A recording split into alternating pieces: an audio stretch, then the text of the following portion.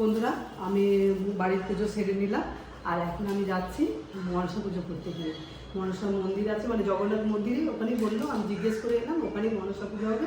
তো বললো দুটোর মধ্যে শেষ হয়ে যাবে, তাড়াতাড়ি যাচ্ছি আর একটা শাড়ি কিনে মাকে দিয়ে আসবি। তো চলো আসি।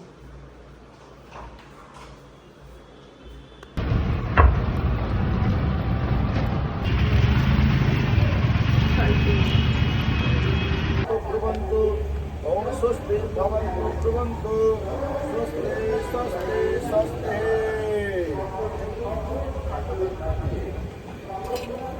ॐ नमो भद्राय